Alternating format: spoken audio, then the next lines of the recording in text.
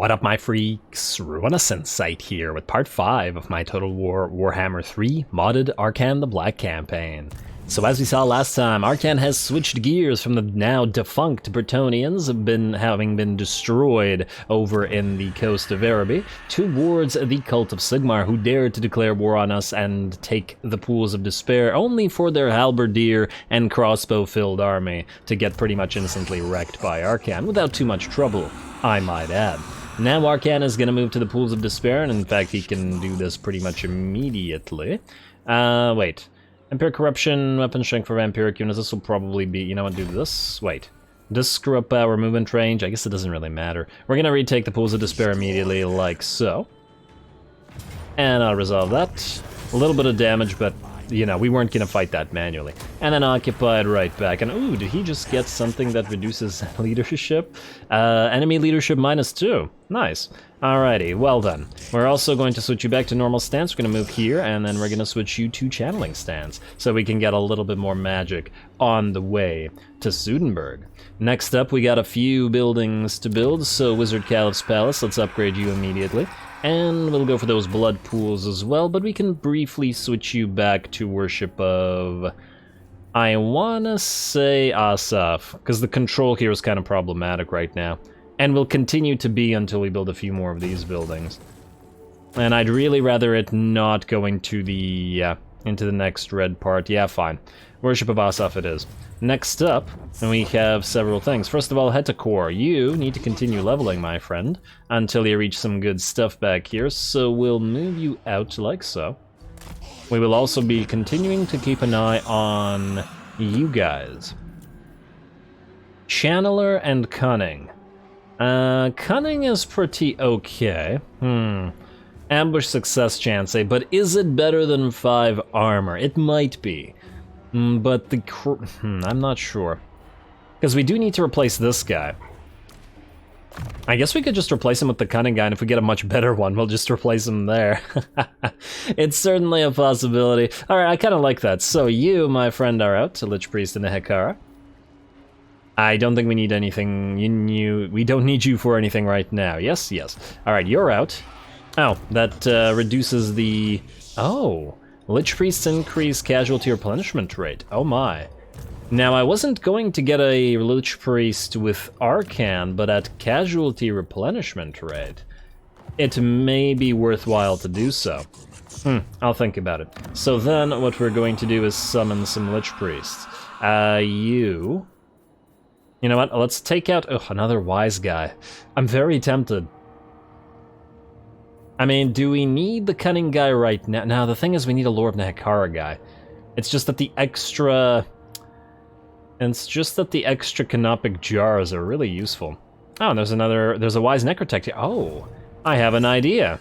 Well, if there's a wise Necrotect, we did just finish off this dynasty here. We could pay 1,000 gold to get access to a Necrotect.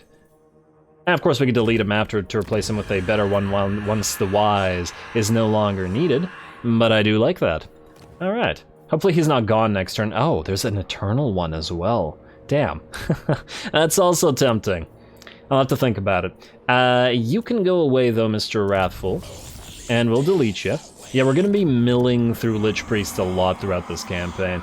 Unfortunately. Annoying, but necessary. I do wish that there was a button to essentially mill through them. But I suppose that it's only free for the Tomb Kings, so everybody else wouldn't care about it. Alright, keep going. Next up, you, Channeler out. And Cunning in. No, not wise. As tempting as it may be, Cunning in, and we will get you Canopic Jar Holder immediately, and Joff's Incantation of Cursed Blades, the Restless Dead, and Neru's Protection, as well as Replenish Troops, although we're supposed to heal essentially by spamming Joff's Incantation of Cursed Blades in combination with Neru's, and I just realized Joff's Incantation goes from Bleed to Bone Crusher when it's overcast. That's interesting. Is Bone Crusher actually better than Bleed, though? Really depends on what you're using the unit for. Nonetheless, you know what, let's hold off on this since we don't need it as yet. We probably want at least 1 point to be able to assign... Oh, this guy's got ambush success chance via mortuary cultist as well. All of this stuff is rank 10? Yeah. Alright, you know what? We're gonna hold on to the rest of these points. They might actually come in handy. You stay here. As long as you're generating those canopic jars, that's great. Then what we're going to do is we're gonna summon our new lord, Sanacht. You are going to start immediately recruiting right here. Why not here? Because it would take 2 turns to do it. Because of the yellow territory. You're gonna go 2 Nehekar warriors and 2 archers. Since you have prepared, you're gonna be a lot more missile heavy than our other troops. So we're gonna keep lots of Nehekar warriors in King Jokt's army, whereas the other army is gonna be primarily using tons of skeleton spears with some skeleton archers. Lovely. Oh, you can also do... Oh, I should have done global recruitment for you earlier. Oh well. I didn't realize that we could do this with 2 turns, but I should have. Absolutely my mistake. Do we have unholy lodestones available? Alas, not. We could actually get a Morngul in an army if we really wanted to, but I think we can wait. It's not like we're having a lot of trouble right now. Then, let's see about a few things. You guys don't need any more upgrades. Actually, I lied. Al-Haik, you do need an upgrade. Let's do that immediately, and then in 3 turns you'll need another one, but I think for now... we'll put you back to Worship of Petra. And then we'll switch back, especially for Kofur, as we'll need to upgrade it as fast as possible for the extra amount of money that it generates. Kofur just very, very useful to have. Next up, Land of Assassins we already checked. And Atalan Mountains. Vulture Mountain, yes. Ah, damn, we had so much money and now not so much. Alrighty, what about diplomacy? Trying to get a quick start off here if I'm moving too fast. Sorry, I just want to get into a battle as quickly as possible. I've been itching to get into another fight with Arkhan. Looks like we're good, although there is something that we could potentially do here. And that is to declare war on the Rakov dynasty right now via asking you to join war. This would give us additional money. And on top of that, I really don't like how the relationship is going with these guys. We're gonna fight them eventually. But there's another thought. On the one hand, it would be good if we didn't declare war on right now because these guys wouldn't be able to move up here. But if they were to move a full stack in the Black Tower of Arkhan, that would be a full stack that we didn't have to deal with right now. As in, we would destroy them at once rather than having to wait and catch armies that are moving around. Which I really think might be preferable. Yeah, you know what? I've convinced myself. Let's do it this way. Let's do this. Join war against Rakov and give us money. It's not a lot of money, but any amount of money is useful for us. They still don't like us very much, but what can you do? Alrighty, I believe that's everything. Arkhan hit the Black Tower. Actually, it would be amazing if these guys just straight up attacked us. I doubt that they will, but it would be lovely. Alright, skip the rest of that in the turn, and what right do we have available? Not a useful one. We gotta make sure we have enough money in 14 turns. I would like to get a Grand Incantation of Geheb going. Great Incantation, rather. A lot of canopic jars. Problem is, this requires an Nehekaran Citadel, which is tier 4. That's gonna take a while. I remember in my Arkhan campaign trying to figure out what exactly the Nehekaran Citadel was for ages. And just not finding it, because it can only be built in province capitals. Alrighty, let's take that Black Tower back. Are they gonna move a full stack here? I'm really hoping that they are. They are not, damn. Well, that gambit didn't pay off. But oh well. Not every gambit's gonna pay off. Research completed, +1 for Necrotects, those savages, Skull Takers, and they didn't move their army towards the Wizard Caliph's palace. Weird, I would have expected them to. What are you doing? Oh, I don't like the fact that you're here. I'm tempted to have Arkhan go after this, but the problem is if they're able to move far enough away, then we won't be able to capitalize on this. Where are they going, I wonder? We can always see. If they take the Pools of Despair... Ugh, this is gonna be annoying if they retake it, but nonetheless. Ah, there's that army, and oh, he's in march stance as well. He's gonna try to hold El Calabad. Well, good luck to him. Pyrrhic victory for this, so it looks like we'll have to fight it, and on top of that, watch out for that Tomb Swarm ability, which is quite powerful. Alright, we'll do this manually in a second. We are right beside the Sentinels at the Black Pyramid. When threatened, a jackal. Hopefully they don't randomly declare war on us and attack us. Until we, you know, randomly declare war on them and attack them. Head to core, move up, my friend. You still need to level. Ooh, we could annoy this force to level you up. Oh, you actually did level by yourself just sitting there. Never mind, my friend. You did a good job. You don't need either of these right now because you're not a fighty sort of priest. You're more of a agent. Though I suppose we could still put you in an army. Actually, considering you give recruit rank +1, you're better off in helping with recruiting. You know what? Maybe we'll move you back to this army while it recruits. I kind of like that idea. Alright, so this is what we need to figure out. Who's going to keep which troops here? King Jokt is actually looking pretty good. But do we want to at least leave some of our Nehekar warriors to you? Maybe, maybe not. Maybe it's fine as we are. Because at least this way we could just move out immediately. I'm almost tempted to get one more Tomb Guard so that it would be or one more Skeleton Spear to be balanced with the Tomb Guard, but it's also, we don't have access to them right now. You know what, screw it. You're gonna march stance here. Like so. We're going to have Karas join you, obviously. And we're going to have Hetakor go back and join King Sanakt, who is going to stay at Kofor for now, and provide additional public order via his military presence. Oh, I should have done that here as well. Well, too late now. You are going to join this. There we go. It's nice to have Lich Priests. And you can continue recruitment, so, like so, and let's get your recruiting bats as well. And is that all for the... There we go, that's the entire army. Lovely, it'll take 4 turns. Ugh, the bats will take a while, but what can you do about that? You don't need to use any more points because we're saving those, though I am tempted to upgrade that stuff.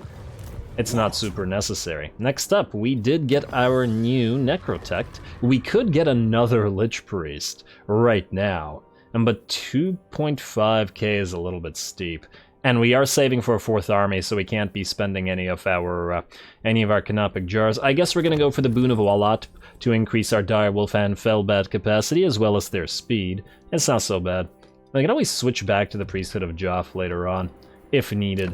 Next up, buildings, buildings, buildings, buildings. You are in the proper worship for now, I think.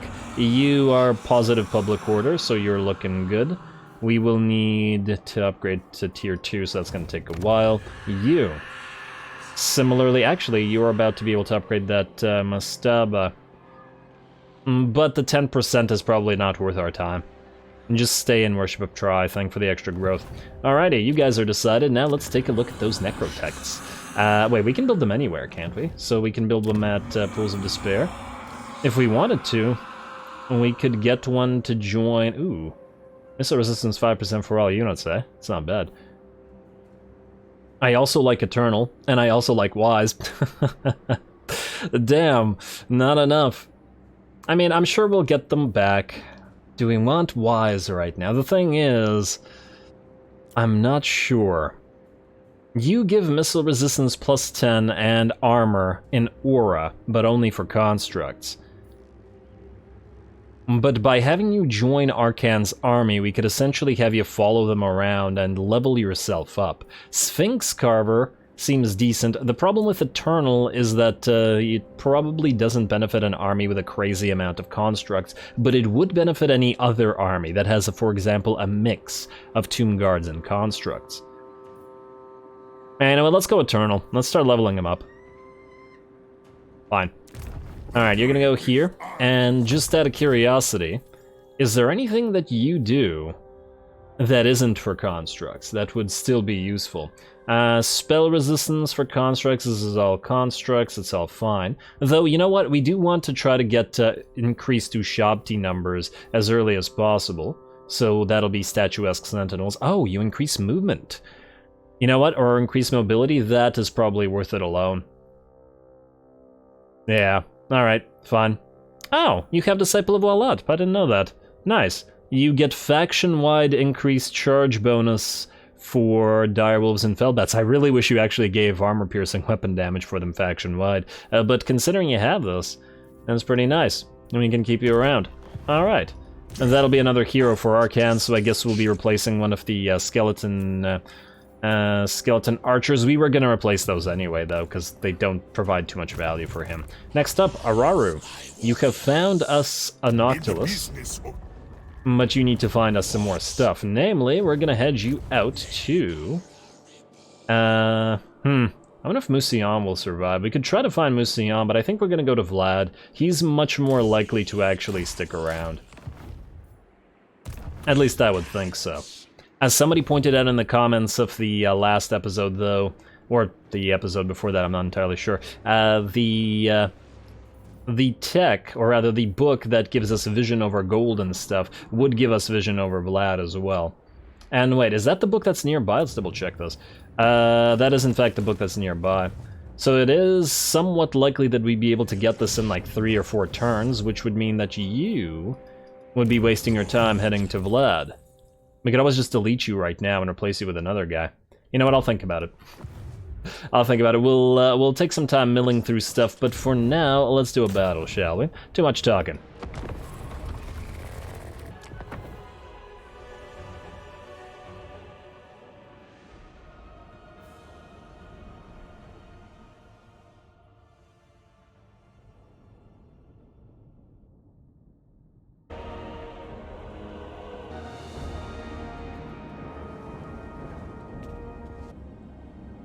Alrighty, my game lagged a little bit there, and immediately the enemy starts attacking. Or rather, it pops that legionary barrage together with that tomb swarm and damaging us fairly heavily on at least a few units. Fortunately, though, we can Invocation of Nahek to heal them up, but we will have to watch out with regards to our deployment in the future in order to avoid a massive number of units getting hurt again. Fortunately, the tomb swarm is actually not capable of killing the... or taking any models from the direwolves. Plenty of the models got deleted out of that skeleton spear unit, though we'll be healing it up. Alrighty, we'll watch out for that. In fact, as long as you're moving, it's probably the Legionary Barrage that's more dangerous in terms of sheer output damage. Anyway, I'm not entirely sure why I decided to make this battle cinematic in the sense that it's just a fairly small amount of enemy units here, and we shouldn't have too much trouble against them. But nonetheless, we'll just do this battle quickly, and then I promise we'll get into a better one right after, though no spoilers. And just because I feel bad about this being a relatively minor fight. Alrighty, well, I did decide to start on the fort tower with our Casket of Souls, but it looks like the enemy doesn't actually want to deploy up here, so we're just going to go ahead and ignore that and head directly for the gate. As long as we're mostly on the side, the enemy is unlikely, I would think, to deploy there. Also, all of our hidden units are going to attack from this gate, so our hex rates, we can see their sights moving through the wall there. Man, imagine if hex rates and Karen rates and, well, ethereal units in general could just pass through a wall and just not care about it and just run into enemy settlements. That would be pretty obnoxious. But might be right. I'm not entirely sure. Hex rates and Karen rates, from a loreful perspective, do directly pass through regular units, or units, as in they will pass through the human body, and that isn't an obstacle in the lore. I do wonder about those walls, though. To be fair, a lot of walls would be warded, though I guess it does depend on which faction. Some will ward their walls more than others. Alright, well, either way, there's another Tomb Swarm coming in, a little bit more damage. We'll have to overcast an Invocation in Heck to heal most of that up, and I'm just going to speed this up a little bit as we get on that gate. Maybe watch a little bit of the hits from our archers, but it looks like the enemy doesn't want to stay here and allow our archers to kill theirs.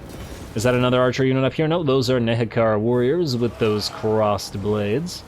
Crossed kopeshes, I should say, to specify. Alrighty, and now they're basically off the wall, so we'll speed it up again until we're through that gate. It does look like some of the enemy are going to move around to try to react to the fact that this gate's about to be broken, but sending a unit of skeleton horses is really not going to make much difference against a unit of hex wraiths and 4 units of ghouls to back them up. Gate's nearly done for. We are, however, also going to be climbing these walls. One of our units is a little bit damaged, but frankly, let's not pretend we care all that much about skeleton warriors. And at the end of the day, even if they don't survive, not a big deal. They're 1 turn to replace. In fact, I keep forgetting that it's often advantageous to just delete them and replace them when you don't have good casualty replenishment rate, as it only takes a turn, though I suppose in situations where you feel like you're going to get attacked, then maybe not as advantageous. Anyway, finally we've broken through the gate. Arkhan and his Tomb Prince minion are heading into the city, bullying some poor archers, but also raising some zombies to help us out. The enemy's going to move some Ushabti in to try to save their archers, but the Ushabti are going to get bogged down fighting those zombies. I love it. Always great to actually have raised dead available on an undead faction. And Arkhan and Co shouldn't have to. Oh wow, those zombies go flying, and in fact, let's see, they're taking a lot of damage quite quickly, so we'll probably need more. And there are also skeleton archers shooting them, but ignoring Arkhan and the Tomb Prince, which certainly works for us. We're also going to reinforce with skeleton spears and King Nekesh's Scorpion Legion, as well poisoning those Ushabti somehow magically, because I'm not entirely sure how you'd poison a stone outside of magical poison. And I think this is the regular type of poison.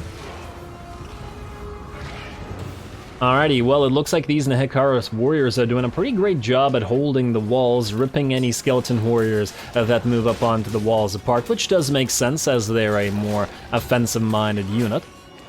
And they're not really being bullied by our own archers all that much as yet, but we are going to move our archers specifically to target them along the walls. The bats are also going to move in to try to go after the enemy skeleton warriors, and our zombies, together with Arkhan and the reinforcing units, including the Scorpion Legion, are doing quite well. Ooh, I like those Scorpion Legion shields, though. Damn, I really wish that there was like a way to choose your unit's heraldry and stuff like that. It would be nice. I think there's like a sort of unlocker mod, I forget what it's called, that allows you to choose not units and stuff's appearance, but rather the specific random appearance of the various lords and maybe heroes that you can summon. Because obviously it's randomized, you get hat A or hat B or armor C or whatnot. I'm pretty sure that you would be able to choose that via mod. But anyway, I'd love to get the all this extra golden armor and those shields on our regular skeleton spears. They just look nice. Alrighty, well, it looks like we've actually lost enough units to activate the Realm of the Dead for once, so we'll be getting a little bit of heals up here, and in fact, our Realm of the Dead keeps climbing, might actually reach Tier 3. The Nehekara warriors up here are now starting to be in trouble. Probably a lot of this is due to the fact that they're getting hit by the skeleton archers in the back. Of course, the Nehekara warriors have 45 armor compared to the 20 of the various skeletons, so they're a little bit better in that regard, but they still probably are fairly vulnerable to range fire in the back. Alright, well, we're looking like we're doing pretty good. The bounce power is about 75% in our favor. Looks like those poor Nehekara horsemen have also been caught by both the ghouls and the hex wraiths, which means they'll be out of the picture shortly. If the hex wraiths can fight knights errant one-on-one with no trouble, I don't imagine the Nehekara warrior, or Nehekara horsemen rather, are going to do anything to them. And there we go, they crumble away and the hex wraiths are done. Didn't even need to send our doggos in, whereas the rest of our doggos and our ghouls are going to move up the ramp and into the interior of the main city, or of the enemy city rather. There's a Tomb Prince to catch as the enemy lord, and the rest of our crypt ghouls are going to move around to try to attack the skeleton archers and prevent them from annoying us. We've also summoned our own Ushabti. No, we haven't. We're about to summon our own Ushabti, because we haven't quite reached Tier 3. I did send the bats in for a few seconds, but as we can see, there's a few bats trapped down here, which means it's impossible to get this frickin' unit out. which is quite irritating. These guys are just going to hover around here, and you have to constantly tell them to get out of the fray, or they automatically try to move back in. And definitely an annoying aspect of using aerial units like that, and they try to come back in again. Oh, bats. Hey, a bunch of flying idiots. Oh well, that's not a big deal. I'll let them keep doing their thing. We got our own Ushabti fielded in a few seconds. The enemy does have 2 of their units of Ushabti fighting down here. The rest of our bats are looking to drop out of the sky. Alas, but who cares? We'll just replace them with something else. Now the enemy skeleton archers are going to get ripped apart by our Ushabti here. There we go. Nice little preview for when we have our own massive numbers of Ushabti later into the game. And as soon as they're done with the skeleton archers, they'll charge into the back of the enemy Ushabti here. One of these units are just about dead though, as Arkhan and his Tomb Prince have been working on him here.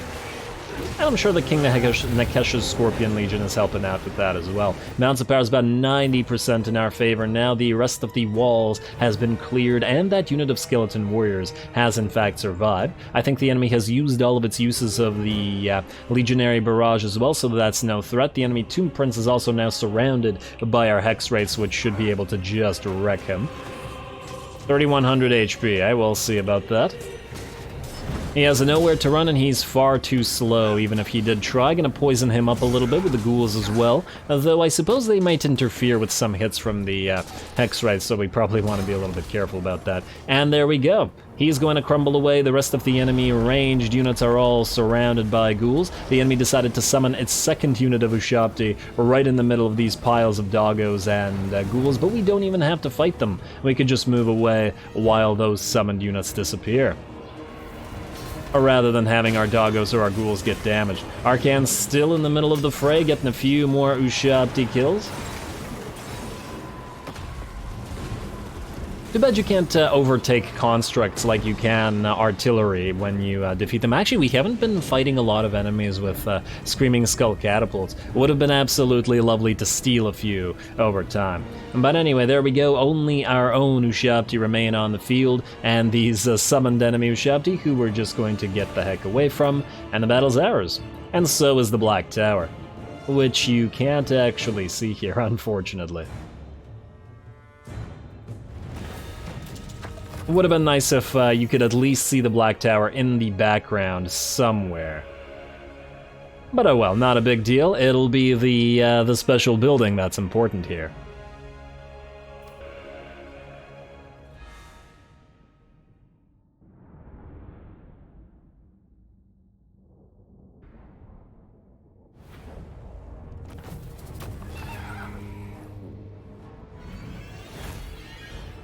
Alright, not too bad. As usual, I do regret using the bats, but they're, frankly, they're kind of a liability. The dire doggos are better in about 95% of the situations. These things are only useful in sieges, and we should be able to rebuild one no problem when needed. It's just that one unit getting stuck just screws over the entire unit, or a model, rather, getting stuck screws over the entire unit. Not to worry, though. Hey, we got another open graves. Huh. Well, that's interesting. I was going to delete that, but if we wanted to, that means we could get 2 more Nehekara warriors in here. That we'd have to reset the construction and... Might still be worth our time, though, because they're just better. Alright, fine. Slight amount of effort. 2 Nehekara warriors, then all the archers we can get, and... Oh, actually, that maxes out the archers. Okay, that's actually too few archers. Let's still get at least 3 units of skeleton spears. That way we'd have 7 units of melee and then a ton of units of range. Frankly, the bats won't be in this army either, but we'll fix that up later on. Alrighty, now, Black Tower of Arkhan, what do you got for us? Special building is at tier 4, but it does give us the Whites of Stonewrath Tarn, which are a sort of Graveguard-looking unit, but it does say Skeleton Warriors here. They have Banish on them, which reduces enemy physical and spell resistance, quite nice. 40 and 35 stats and 90 armor, so more heavily armored than Tomb Guard, which are only at 60, which is quite limited. Though these guys are more offensive, aren't they?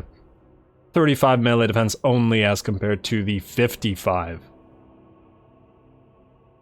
on those tomb guards. Otherwise, this gives us all regions in province income from buildings, as well as a massive amount of control in canopic jars, all of which are quite nice, and a pretty massive garrison as well. That's actually an interesting thing. So the Black Tower gives us a massive amount of garrison, right? So 5 tomb guard, skeleton archers, etc, etc, etc. There will never be a need to build a military or a defensive garrison here. Zandri, however, you expend 13k or 12 plus k to build the Pyramid of King Amenemhetem, but then this gives us no extra garrison whatsoever in a minor settlement at that. In a minor settlement that has a port and the option to build a potter's hut. So if you build the port and the potter's hut and the pyramid, you can't even build the garrison, which means you're basically stuck into foregoing the potter's hut. You have no choice in the matter, as spending 12k on such a building that gives no extra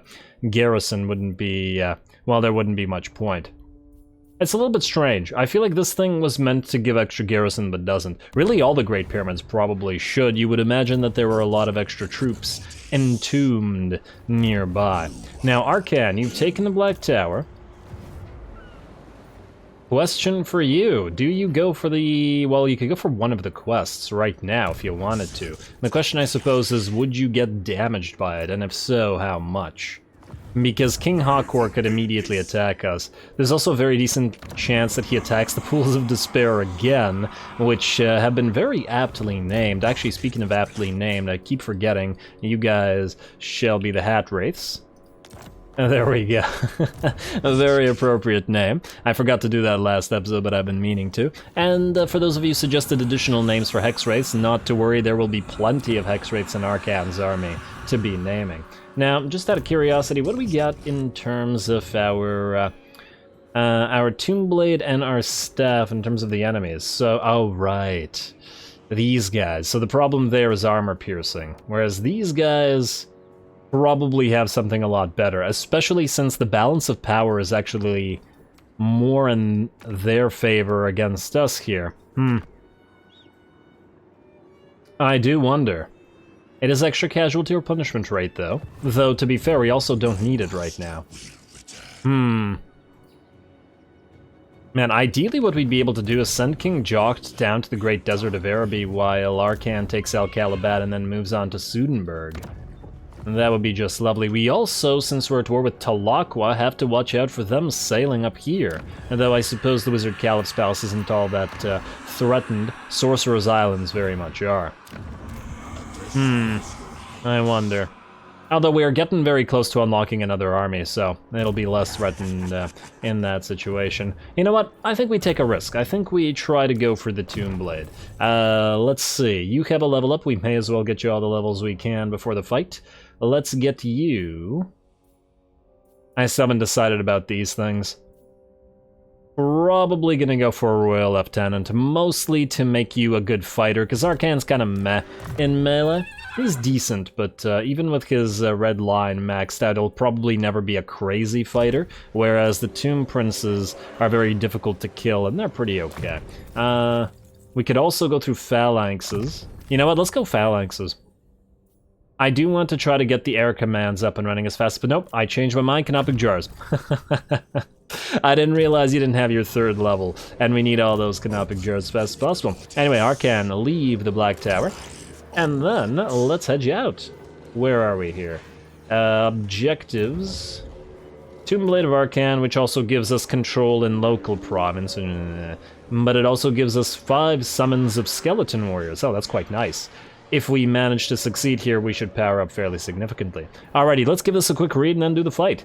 Arkhan grows obsessed with El-Kadazar, the unsung hero of Khemri who somehow slew Nagash, Supreme Lord of Undeath. Somehow. Arkhan isn't aware that it was all the Skaven? Okay, fine. How could a mortal achieve such a feat? If Arkhan could bind that ancient king's soul into his Tomb Blade, he could learn his secrets and gain his power. The Lich King travels to the distant land reputed to house El-Kadazar's lost grave, where he is met by a familiar stench, necromancy. The reptiles of this region must have uncovered its secrets and mean to raise El-Kadazar themselves. In order that Arkhan can harvest the Priest King's soul and unlock the Tomb Blade's full potential, they must be eradicated. Why don't you just raise some Skaven ghosts and then ask them how they killed Nagash? Okay, well, whatever. Teleport. Let's see. Well, really it matters what exactly the reinforcements are. Now, this we can defeat, though it'll take some effort due to the massive amounts of armor on these units, but the hex rates should be able to take care of that, as long as we can keep them constantly healed up with Arkhan. I probably should have switched the stance to get the White King as well. Whatever, we'll go with that.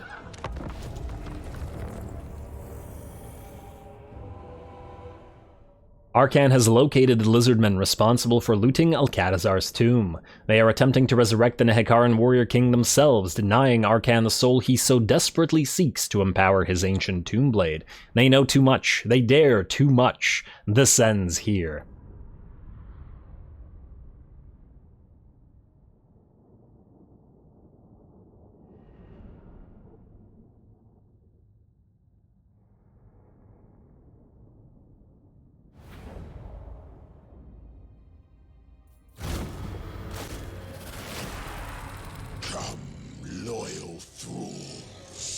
Today we do Nagash's work. This pathetic rabble of reptiles presume to master the arts of resurrection. Their pitiful knowledge of such matters will die with them, here before the statues of the gods. Slay them all. Bring me Alcatazar's remains. My tomb blade will burn with the light of Nagash.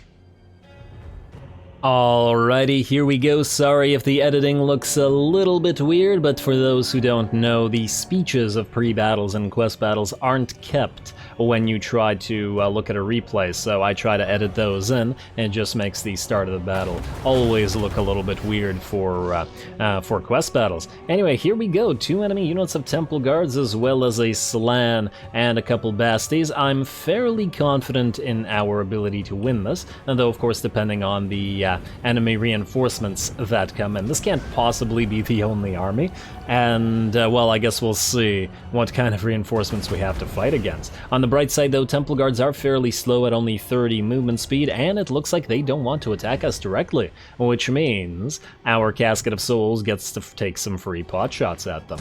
On top of all that, okay, wait, there's no way to see it here, but we have a basically full amount of mana or Winds of Magic available to us at 101 or 103 or something along those lines. Quite a bit, in fact. So we have both heals and Raise Dead available to us aplenty.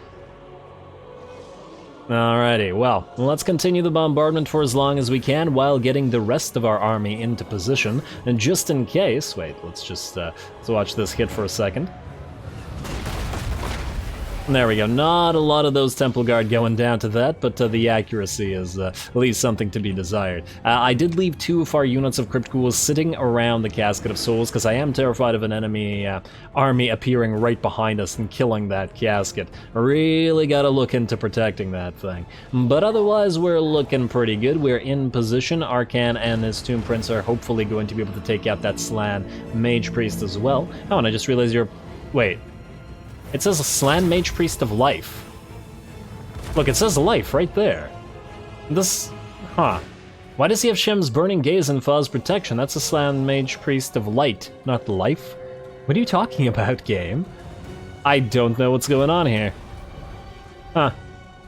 Well, I do have to wonder if that was always like that, or whether it's a bug specific to this. Anyway, it does look like there is some reinforcements coming in. A level 9 Source Old Blood on a mount as well, so that's certainly something to be concerned about, as these guys are fairly hard to kill. And the enemy Temple Guards are also angry at this point, and are now moving towards us, while Arkhan and his Tomb Prince are going to try to go after this Bastie with Solar Engine to prevent the enemy from firing at us, as it is their only range unit. We are, however, going to have to summon some zombies, as these guys do hit us hard enough for us to be concerned with. And, oh, Did the Slan just use Shem's Burning Gaze and hit one of its own units? Yes, indeed it did. Lovely. Alrighty, so it looks like that Saurus Oldblood is not in fact alone. A pair of Cold One Riders have appeared on the field and are also fairly heavily armored, and once again, all lacking armor piercing for our army, I mean.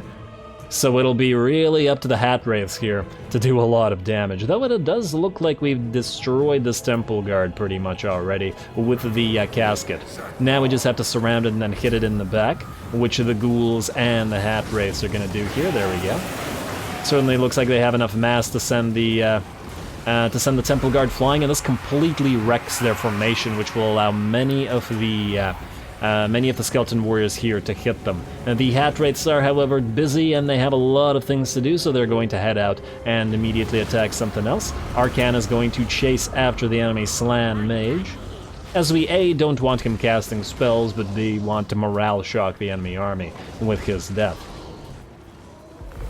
And he's already starting to take a little bit of damage, though it'll take these guys to work on him a little bit. We're going to pop in those Warhounds as well, and the Hat Wraiths to surround this guy while everybody else remains busy. I summoned a unit of zombies, keeping those Cold One Riders together with that bestie attacking them. They are going to get destroyed, but we'll just follow up with another unit of zombies.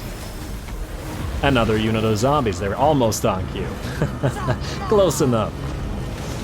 Alrighty, and that Slan Mage is down to less than 1,000 HP, and way too many units attacking him means that the frog will fly no more shortly. And down he goes. And he teleports out. Always a little bit frustrating to see, just like when Village teleports out when you kill him. Anyway, we were able to have the zombies keep the Saurus Oldblood busy as well, but now we have additional units moving in. The Dire Doggos are going to keep the Temple Guards destroyed, or in fact shattered, and in fact they are no longer needed there, so they will be moving as well. The other Temple Guard units are still relatively alive, and it's in fact the Cold One Riders that got killed over on this side, fighting the Crypt Ghouls together with the Skeleton Warriors, as well as the Skeleton Archers firing on them at the same time.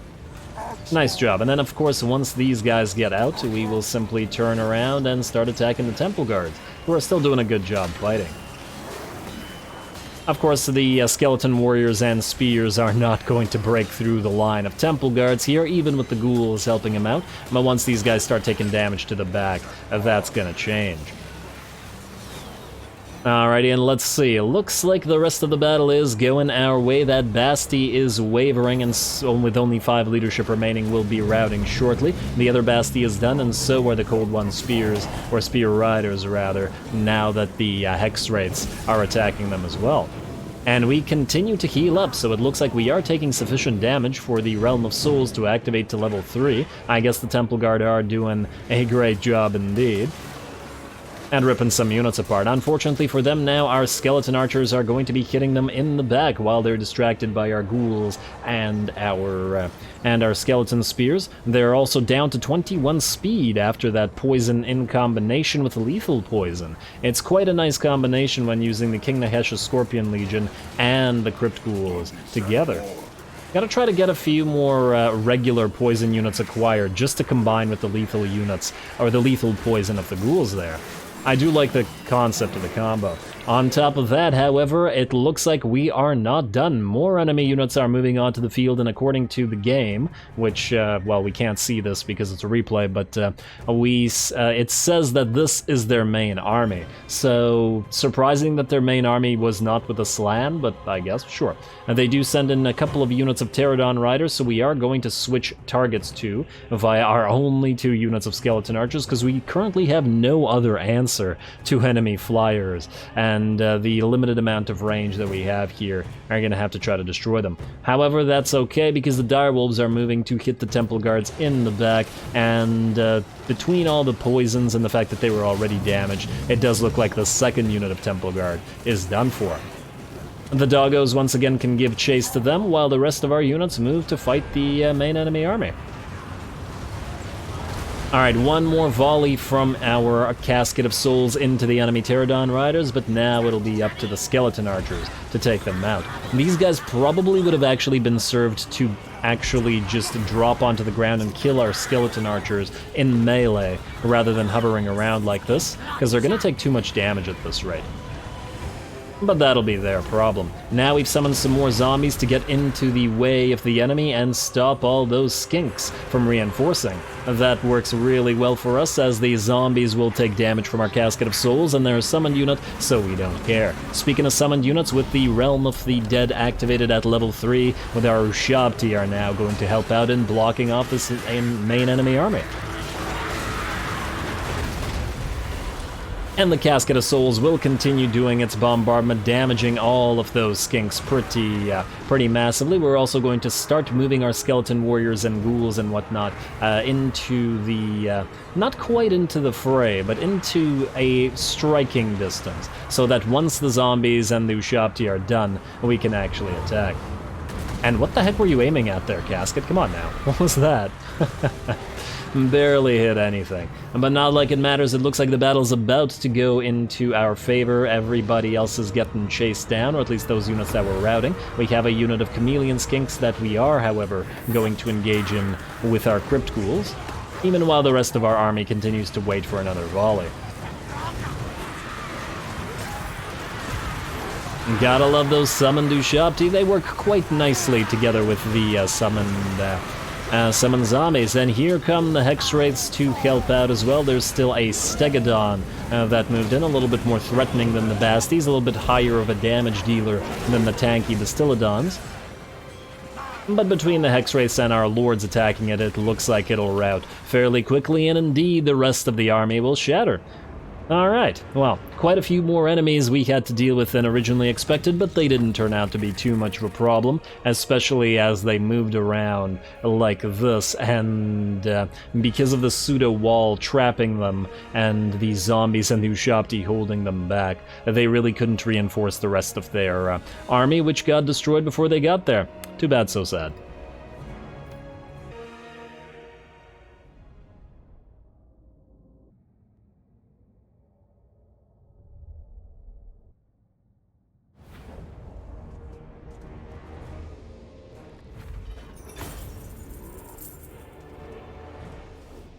Alright, I think that went reasonably well. We certainly took a little bit of damage there, 147, but nothing crazy. Still not that far above 10% losses. On top of that, they had more reinforcements come in than I was originally anticipating. Gotta give it up to the Casket of Souls, though. 32k damage and 99 kills. Very valuable, and 3 times as much as our Hat Wraiths, which is also quite a lot. Now, we could heal up, considering the fact that we are about to get attacked by the Rock-Up Dynasty, and maybe, you know, who knows, what if they attack us with 2 armies? And what if they siege us as well? You know what, yeah, we're probably better off binding the souls just in case. I'd rather not risk it. And hey, we got the Blessed Legion here, which is nice, but not as nice as our Tomb Blade. We are going to be getting those skeleton summons only once every 1/22nd, which, sure, good, but you're probably going to be able to use it maybe twice, maybe if you're really lucky 3 times in a battle. But additional summons is always great. Plus, it's a decent amount of cash, and Arkhan gets a little bit stronger for it. Though, actually, it doesn't buff him quite, it barely buffs him at all, does it? Surprising that it gives no additional melee attack, but oh well. Alrighty, now the healing may or may not have been necessary, it's hard to say. We are nearly full of magic as well, which is great. Tower of Arkhan, you have a minor sort of defensive garrison here. We could actually recruit stuff if we wanted to, but it'll cost us some wins. But yeah, ooh, these guys got chariots. Well, isn't that nice? Something we can't actually build. I'd still prefer our Crypt Horrors and most definitely our Hex Wraiths to their precious chariots. They have a bunch of Nehekar warriors as well, and... oh, they can... okay, I thought for a second that they could recruit Screaming Skull Catapults, but not so much. Also, I just realized that El Kalabad is a minor settlement that is not a field battle. Well, that'll be pretty interesting and a nice change of pace, but unfortunately we'll have to wait until next time to do it, because alas, we are once more out of time. Next time, King Jock will advance towards the Great Desert of Araby while Arkhan takes out El Calibat, and hopefully the Rakaf dynasty, will fall altogether. Next time, we'll probably get the... You know what? Since we're 19 out of 20, we'll get the Blessed Legion in this army for now, and they're pretty decent to have because of the corroded armor that they provide. We might just get rid of all the other archers, but we'll probably keep the Blessed Legion here for a while. We'll probably eventually transfer it to our ranged army, but frankly, until they get Ushabti with Great Bow, they're not going to be anything crazy. We also really need to get a bunch of these buildings so that we could get a decent amount of Screaming Skull catapults, because we'll want them in various armies, and it's not like we can get caskets everywhere. But anyway, I digress. Stay tuned for more Arkhan and the death of the, or the true death of the Rakaf dynasty. I keep wanting to say Rakaf Legion. Rakaf dynasty next time, as well as possibly advancement southward towards Sudenburg. There's also the quest for the Staff of Nagash and the special army battle that we have to do here. Lots to do, more to come. Don't forget to leave a like and comment. All glory to the algorithm, and thanks for watching.